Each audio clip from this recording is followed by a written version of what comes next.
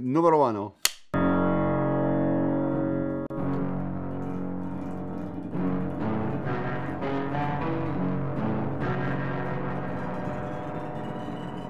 But it was interesting, was because it was around about that time that I started to become a bit more politicised. And it coincided with me moving back, coming up to Scotland to write the album that we never made. And I started to read about the Sandinistas, and I was starting to read about I was looking at South American politics. I started, because I was doing the Mandela gig, I felt I had to learn a lot more about the subject matter. So I was reading about the ANC. And I think that was, as I said, around about that period was when I started to become politicised, and that was kind of inspired Vigil in the Wilderness of Mirrors. So, because Vigil was there was a lot of political undertones, you know, within the Vigil album. And of course, when we were writing up here in Scotland, it was at the time of the poll tax, when Margaret Thatcher put the poll tax onto Scotland. And there was a lot of nationalist feeling, very strong nationalist feeling up here.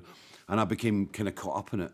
And I think that's what inspired me to move back here when I left the band. So it's an interesting thing about Mandela. You know, there was, it was quite pivotal, that gig. An important moment for you. Yeah, I mean, I remember going out in London and buying a shitload of books about, you know, all sorts of different subjects that were all very much political things, because I felt I had to learn more, you know, to learn more generally.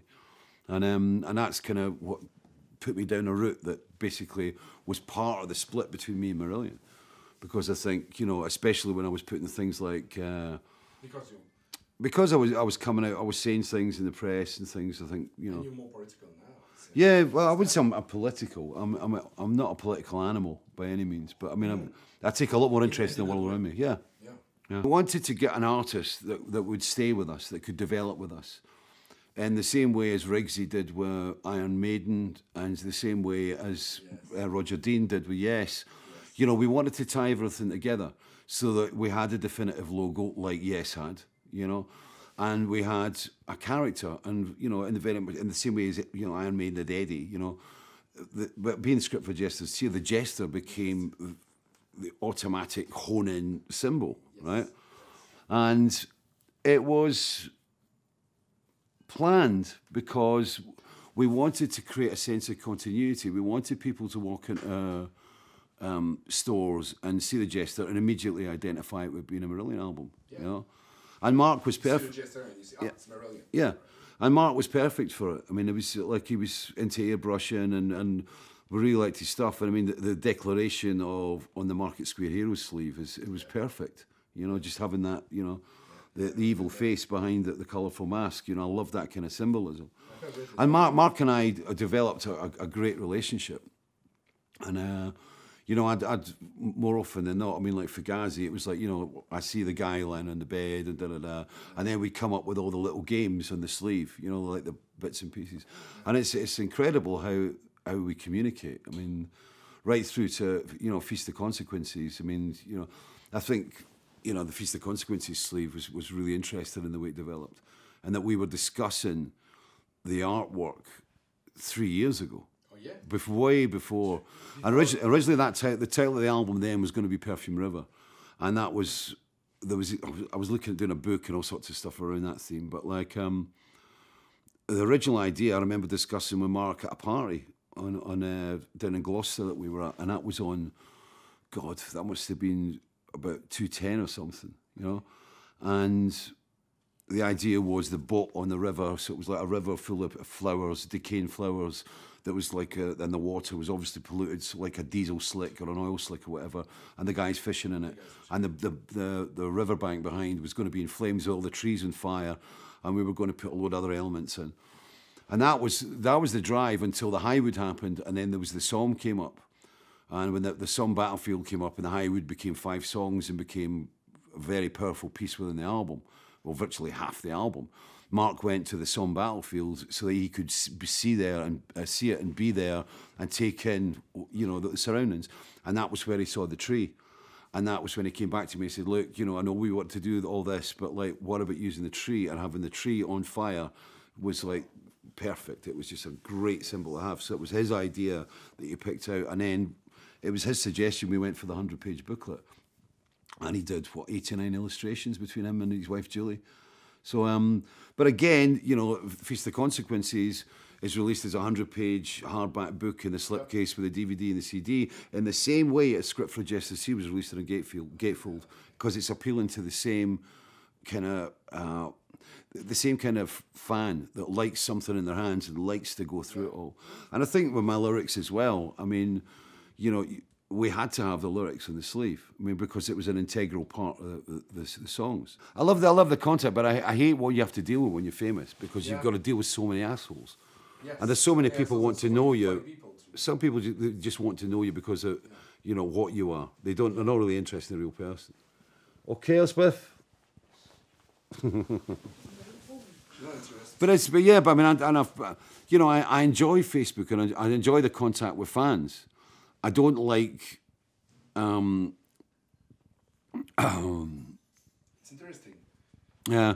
Well, I'm a writer. I mean, the thing you've got to remember, I'm a writer. I work with words, so it's a lot easier for me to communicate my thoughts into words and paper, right? But we recognised, but you know, in the same way as we recognised we needed some sort of lightning rod symbol, right, as in the Jester, right? What I realised, I mean, let's go back.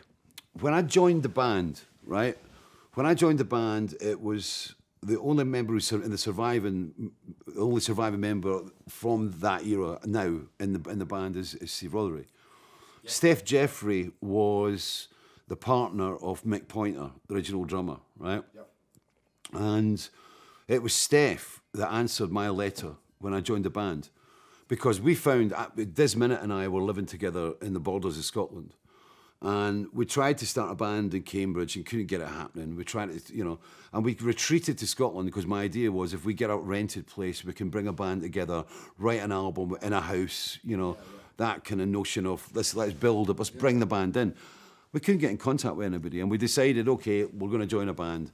And we opened up, we were looking through the adverts for singers and bass players and drummers and stuff, and there was I can't remember the name of the magazine. It could have been Professional Musician or something like that, or Musician. And no. It was a specialist magazine where musicians got in contact with each other, and that was where we came across the advert for for Marillion when they wanted a bassist vocalist, right? And long story very short, we got in contact with Steph, and we were phoning Steph up, and we basically said, will you be interested in taking a separate singer and a bass player? Because they were looking for one guy to do both. And we said, will you take two? Will you take the two guys? And she went, yeah. And we sent down a tape, and they sent us up a tape, and it sounded like Camel, and there was hardly any vocals on it. And, you know, but it was like, you know, it was prog rock, and I really liked the guitarist. I mean, I just went, that guitarist is really happening, right? So I identified Steve, and then when I went down there, we discovered that Steve had moved down from Yorkshire.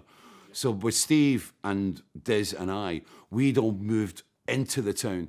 So we were giving up something, or giving up a lot to move to Aylesbury, whereas most of the other guys were all based in Aylesbury, and they didn't have the same drive as especially I had at the time. But what I noticed was that Steph was in contact with the fans. She had knew where all the fans' addresses were, and there weren't that many and stuff. But it was when we started to do the gigs, we knew we had to get the word out.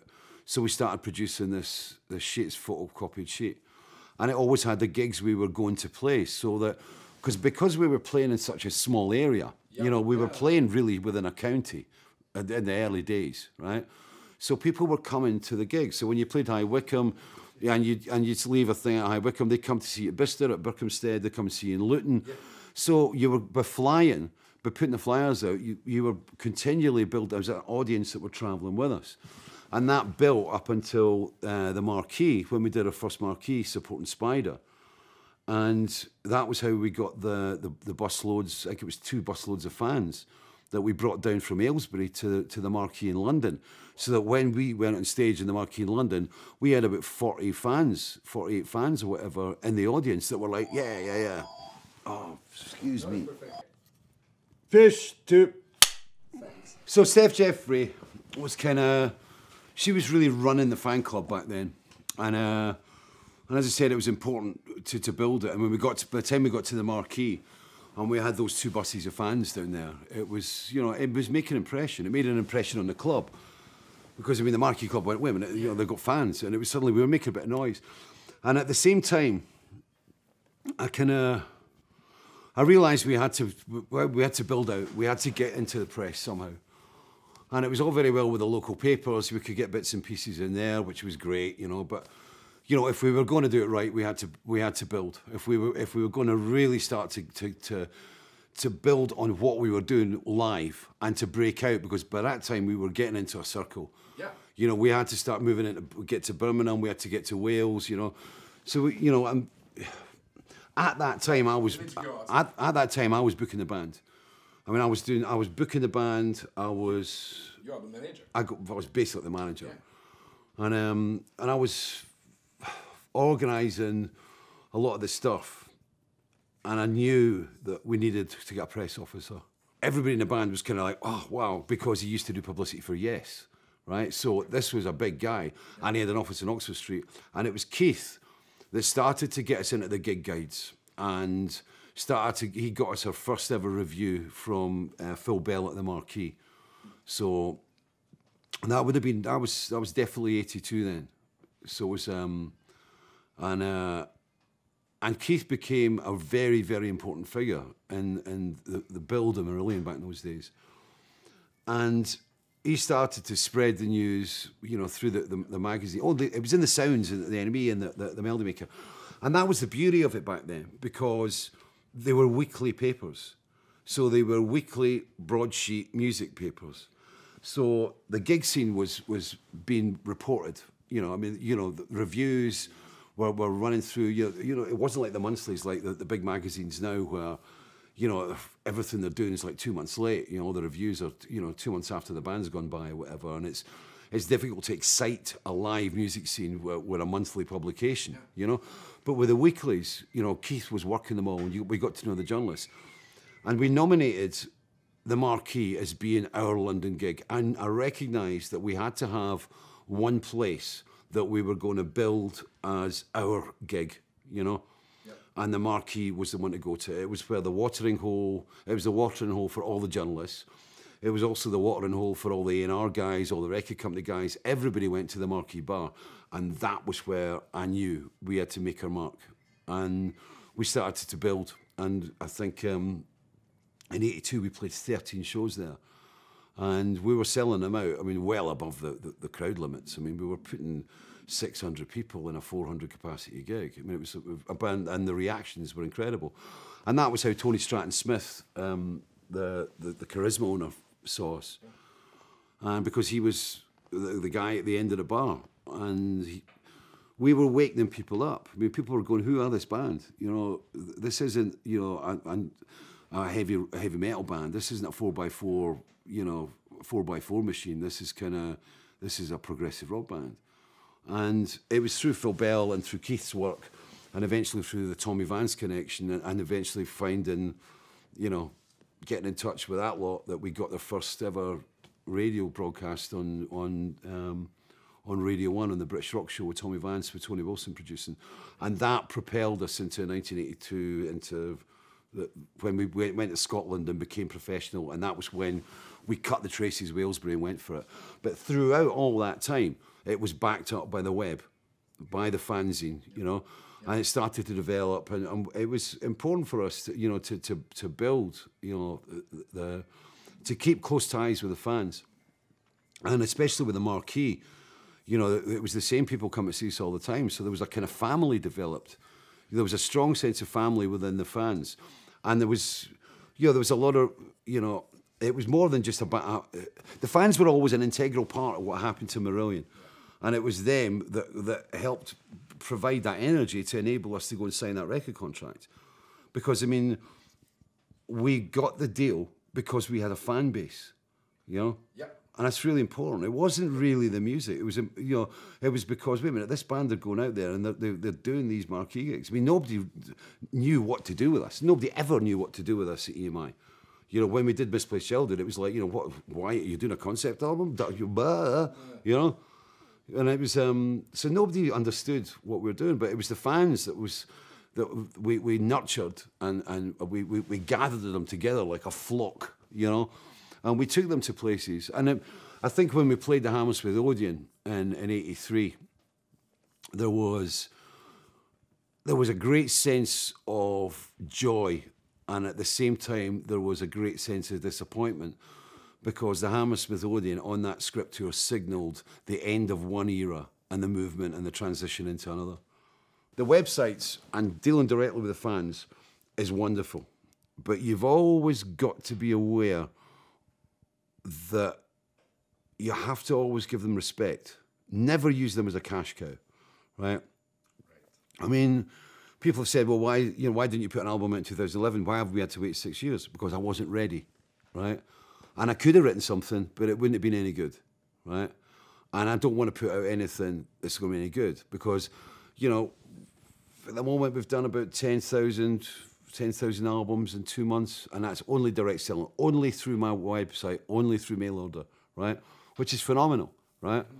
And, you know, I'm very aware of what we're putting out there. You know, very aware, like, you know, we price this right. You know, you're not just saying, just because you're a fan, you're going to pay another £5. Never, ever do that. You know, and again, you always try and keep the quality up, you know. And, you, as I said, you respect them, because without them, you're nothing.